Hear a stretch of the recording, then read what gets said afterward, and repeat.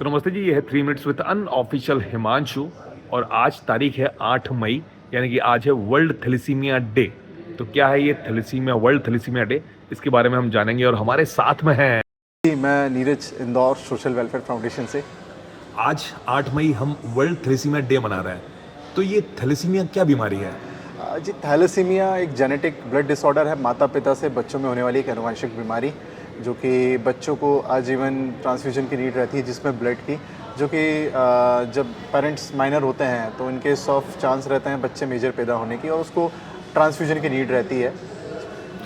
तो माँ बाप अगर शादी से पहले कुछ पता करवा लें डॉक्टरों से तो शायद बचा जा सकता है इस बीमारी से। जी बिल्कुल, यदि वो जेनेटिक टेस्ट करवा लें या एक टेस्ट होता है HbA2 इलेक्ट्रोफोरेसिस टेस्ट या कहें technically HPLC test, high performance liquid chromatography, ये टेस्ट कहीं भी नियर बाय पैथोलॉजी में करवा सकते हैं जिससे उनको माइनर होने का एक साइन पता चल सकता है। तो मेरा सवाल ये है आपसे कि आज की तारीख में भारत में कितने पेशेंट होंगे थैलेसीमिया के? जी, अगर देखा जाए भारत में हर साल प्रतिवर्ष 10 से 15 हज़ार पेशेंट्स बढ़ रहे हैं और भारत वर्ल्ड कैपिटल है थैलेसीमिया में। और साथ ही साथ अगर देखा जाए आंकड़ा तो कहीं ना कहीं जो आंकड़ा है नेशनल हेल्थ सर्वे के अकॉर्डिंग 4 करोड़ भारतीय थैलेसीमिक मीजर हैं। अगर इंदौर की बात करें, इंदौर में कितने पेशेंट होंगे थैलेसीमिया के? इंदौर के अंदर अगर बात करें अभी तक जो रेशो है हमारे पास उसमें तकरीबन कुल 1600-1700 बच्चे थैलेसीमिया के हैं। तो इन बच्चों को क्या रेगुलर ब्लड लगता है क्या? रेगुलर नहीं, एक तरीके से कहें तो इनको हर 8 से 10 दिन के अंदर नीड होती है ब्लड ट्रांसफ्यूजन की। 8 से 10 दिन में? जी इनको 8 से 10 दिन में ब्लड लगवाना पड़ता है बार बार? जी बिल्कुल, उसका एक रीज़न है। उसका रीज़न ये है कि नॉर्मल ह्यूमंस की बॉडी के अंदर जो बोन मेरो होता है, जैसे कि आपको मैंने बताया था इसके पहले जब हम बात कर रहे थे, 206 हड्डियाँ होती है हमारी शरीर में, उसमें जो टनल रहता है उसमें बोन मेरो बनता है और बोन मेरो के अंदर हमारा ब्लड बनता है जिसमें RBC, red blood cells, white blood cells और प्लेटलेट। लेकिन बच्चों की बॉडी के अंदर ये नहीं बन पाता है, ना उनका डेवलपमेंट प्रॉपर होता है और इनकी बॉडी में यदि रेड ब्लड सेल्स ही नहीं बनेगा तो कहीं ना कहीं इनका जो बॉडी के अंदर ऑक्सीजन कैरियर जो रहता है वो प्रॉपर नहीं होगा, जिसकी वजह से इनके जो ऑर्गन से उनको ऑक्सीजन प्रॉपर नहीं मिलेगी तो कहीं ना कहीं आयरन लेवल बढ़ेगा, जिसकी वजह से बॉडी के अंदर पॉइजन क्रिएट होता है, इन्फेक्शन क्रिएट होता है, जिसकी वजह से इनकी जान भी जा सकती है। तो कंटिन्यूसली इनको ब्लड ट्रांसफ्यूजन की नीड ज़रूरी है। तो क्या, मैं इंदौर की बात कर रहा हूँ अभी, इन 1600 बच्चों को रेगुलरली ब्लड मिल पाता है? जी बिल्कुल, रेगुलरली ब्लड मिलता है। एमवाइस ब्लड बैंक बिल्कुल लगातार काम कर रही है और जिसके साथ में हम भी काम कर रहे हैं, अवेयरनेस सेशन कंडक्ट करते हैं, फिर ब्लड कैंप्स करते हैं, मोस्टली कॉलेज के अंदर थैलेसीमिया फ्री इंडिया का इनिशिएटिव लेकर काम कर रहे हैं। बहुत से ऑर्गेनाइजेशन भी थैलेसीमिया को लेकर काम कर रहे हैं। तो प्राइवेट ब्लड बैंक में भी प्रोवाइड होता है, जैसे चोइथराम के अंदर LDPRBC बच्चों को लगता है, वहीं एमवाइस के अंदर नेट टेस्ट ब्लड थैलेसीमिया बच्चों को दिया जाता है, वो भी निःशुल्क। मेरा बड़ा इंपॉर्टेंट सवाल आपसे है, आप जो ये काम कर रहे हैं थैलेसीमिया को लेकर के, जी ये पहली चीज़ तो कब शुरू करा आपने करना काम, और दूसरी बात ये कैसे शुरुआत हुई इसकी? सर देखिए, बताना चाहूँगा कि कोविड के अंदर जब हम लोग एक दूसरे से बच रहे थे, सोशल डिस्टेंसिंग मेंटेन कर रहे थे, तब ये बच्चे जो हैं हम तो कोविड से स्ट्रगल कर रहे थे, लेकिन ये बच्चे कोविड प्लस थैलेसीमिया मतलब ऑलरेडी ब्लड डिसऑर्डर है उससे स्ट्रगल कर रहे थे, ये और इनकी फैमिली भी।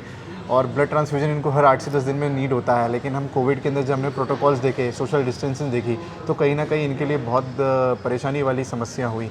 कोविड में जब मैंने देखा बच्चों को कि माता पिता के संग जगह जगह भटक रहे हैं पर्चे और सैंपल लेके, तो कहीं ना कहीं एक बहुत बड़ी समस्या दिख रही थी। जब मैं ब्लड बैंक पहुंचा तो बहुत लंबी लंबी लाइनें थी, वहाँ बच्चों की हाथ में फॉर्म लेके खड़े हुए थे। जब मैंने बाहर डॉक्टर से कंसल्ट किया कि उनका कहना था कि इनके लिए ब्लड है ही नहीं, क्योंकि वहाँ लोग डोनेशन ही नहीं कर रहे थे। अब जब ब्लड डोनेशन ही नहीं होगा तो इन बच्चों को ब्लड कहाँ से मिलेगा? तो बस वहाँ से समझ में आया कि ये क्या इम्पॉर्टेंट पार्ट होता है इन बच्चों के लिए। हम लोगों को जीने के लिए, सर्वाइव करने के लिए खाने की आवश्यकता है, एक्सरसाइज की आवश्यकता है, लेकिन ये बच्चे जो हैं इन्हें ब्लड ट्रांसफ्यूजन के बिना ही सर्वाइव नहीं कर सकते और इनकी लाइफ भी बहुत शॉर्ट रहती है। तो क्या जब तक ये बच्चे या जो ये इंडिविजुअल हैं जब तक ये जिंदा रहेंगे इनको हमेशा ब्लड लगेगा? देखिए, जब तक ट्रांसफ्यूजन करवा रहे हैं तब तक तो इनकी सर्वाइवल रेट अच्छा रहता है, लेकिन इसका एक ट्रीटमेंट रहता है बोन मेरो ट्रांसप्लांट, लेकिन वो भी भारत में काफ़ी हद तक सक्सेसफुल नहीं है। हालांकि कहना चाहूँगा सक्सेस रेशो है, लेकिन इतना ज़्यादा नहीं है। और वो कॉस्टली भी होगा शायद? कॉस्टली भी बहुत ज़्यादा होता है, 16 से 17 लाख से कम 30-30 लाख तक ट्रांसप्लांट का खर्चा लग जाता है। फिर ट्रांसफ्यूजन में अलग खर्चा लगता है, मेडिसिन का खर्चा अलग लगता है, आयरन जो लेवल है उसको कम करने के लिए उस आयरन इंजेक्शन लगते हैं, फेरेटिन लेवल मेंटेन करने के लिए इंजेक्शन लगते हैं। तो बहुत ज़्यादा एक पैनिक लाइफ हो जाती है पेरेंट्स की भी और बच्चे की भी। आपने बोला कि इंडिया जो है वो वर्ल्ड का कैपिटल बन चुका है थैलेसीमिया का, जी। तो इससे पूरे देश को क्या नुकसान हो रहा है, अगर कुछ बता पाएँ? देखिए, एक बहुत बड़ा नुकसान हो रहा है। सबसे पहले तो हम कहीं न कहीं एक भारत जो कि विकासशील देशों की श्रेणी में हैं अभी, हम लोग हर लेवल पे ग्रोथ कर रहे हैं, लेकिन जब हमारी बात करें हेल्थ के ग्राफ की तो कहीं न कहीं हम डाउन हो रहे हैं। और एक अच्छा जो सिटीज़न है, कहीं न कहीं यदि हेल्थ में ही वीक रहेगा तो वो एक अच्छी कंट्री को डेवलप नहीं कर पाएगा। तो यदि हमारे देश के अंदर ये चीज़ें अगर बढ़ती जाएंगी तो हमारा देश कहीं ना कहीं एक इंटरनली वीकनेस हमारी कहीं ना कहीं पैदा हो रही है। आप सोचिए, इतना बड़ा आंकड़ा है, यदि इन आंकड़ों में से यदि हमारे कुछ सैनिक निकलें, हमारे कुछ अच्छे एडवोकेट्स निकलें, कुछ सीए निकलें, तो आप सोचिए एक पॉलिटिकल वे में भी अगर देखा जाए तो एक बहुत बड़ा हिस्सा हम लोग होते जा रहे हैं। और इसका एक छोटा सा ही रीज़न है कि जस्ट अवेयरनेस, अगर अवेयरनेस होगी तो इस चेन को हम यहीं रोक सकते हैं। और ये देखिए, आप अवेयरनेस नहीं है तो धीरे धीरे बढ़ता जा रहा है ये। तो पहला कदम बता दीजिए, वो पहला कदम क्या उठाए पूरा का पूरा भारत, जिससे थैलेसीमिया के केस भारत में और ना बढ़ें? देखिए, सबसे पहला कदम यही है कि जितने भी युवा हैं जो शादी के पहले 18+ जो युवा हैं, शादी के पहले अपने टेस्ट ज़रूर करवा लें।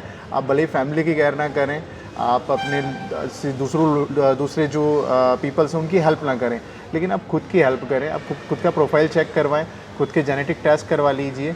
जेनेटिक टेस्ट ना भी करवाएं तो आप HbA2 इलेक्ट्रोफोरेसिस करवाएं, क्योंकि थैलेसीमिया को बढ़ने से आप वहीं ख़त्म कर सकते हैं। यदि आपको पता है आप माइनर हैं, यदि आपका पार्टनर भी अगर आपको माइनर पता चलता है तो इन केस ऑफ आप वहीं पे उस चीज़ को हैंडल कर सकते हैं, लेकिन जब बच्चा हो जाता है तो फिर हैंडल करना बहुत मुश्किल है। तो कहने का मतलब ये है कि जैसे मान लीजिए किसी की शादी हो गई, जी। अभी उन्होंने बच्चा पैदा नहीं किया, वो बच्चा पैदा प्लान कर रहे हैं, बच्चा करना है उनको, पर वो लोग टेस्ट करवाते हैं और वो दोनों माइनर निकलते हैं, तो उनको क्या करना चाहिए? उनको बच्चा पैदा नहीं करना चाहिए, क्योंकि कंडीशन 25% है मेजर होने की। 1% 2% पे भी हम चांस क्यों लें? आप देखिए कंडीशन कितनी रेयर है इंडिया के अंदर, और आप यदि उस रेयर कंडीशन का हिस्सा बनना चाहते हैं तो आप कहीं ना कहीं आप खुद को अंधेरे में धकेल रहे हैं। तो कहने का मतलब ये है कि कुंडली भले ही मिले ना मिले, पर एटलीस्ट मेडिकल टेस्ट तो करवा लीजिए। मेडिकल टेस्ट तो करवा लीजिए, बहुत ज़रूरी है।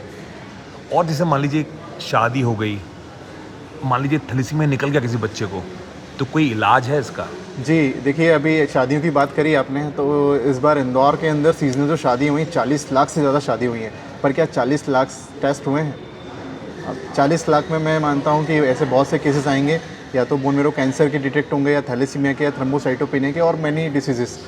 और ये सब चीज़ें इसीलिए क्योंकि प्रोफाइल एनीमिक है भारत में। 65% रेशो जो कि बहुत बड़ा होता है मेल फीमेल दोनों का मिलाकर। 65% लोग भारत में एनीमिक है, उनको ब्लड की कमी है। ब्लड की कमी है। क्यों है ये कमी लोगों को?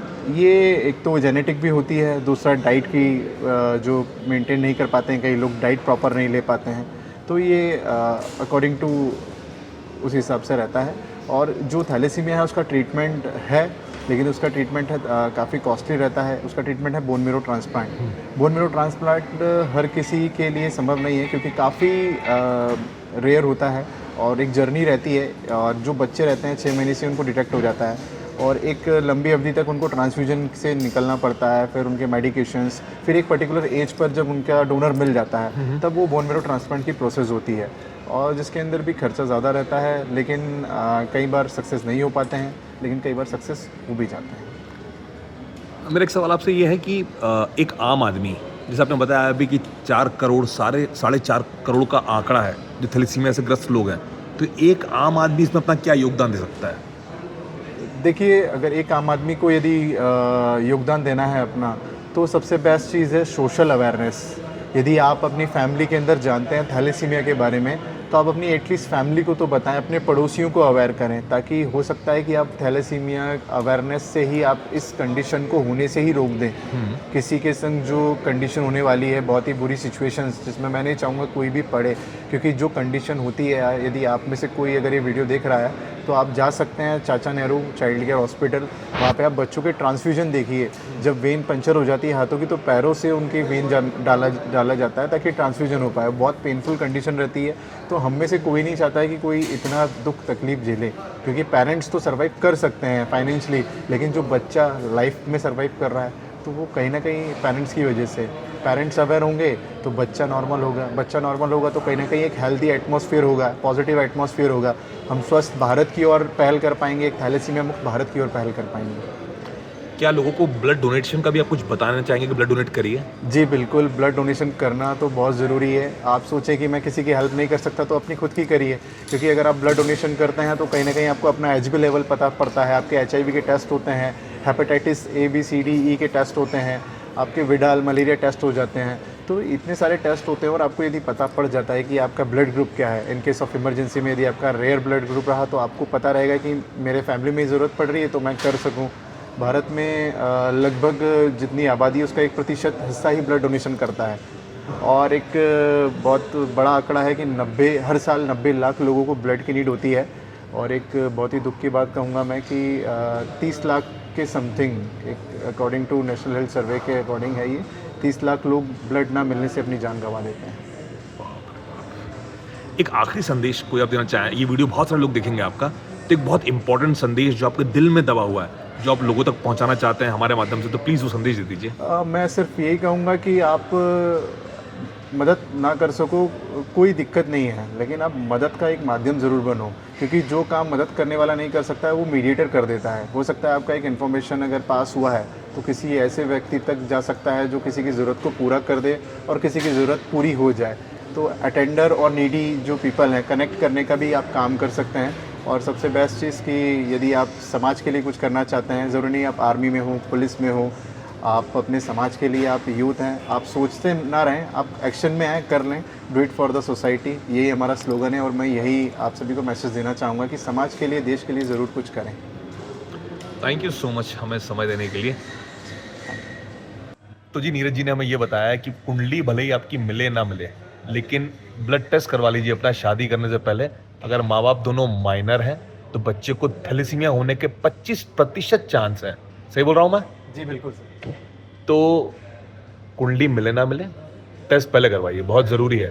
4.5 करोड़ बच्चे थैलेसीमिया से ग्रस्त हैं इस देश में और जिनको हर 10 दिन में ब्लड लगता है। ये है 3 minutes with an official Himanshu. Neeraj ji आपका बहुत बहुत धन्यवाद समय देने के लिए। Thank you.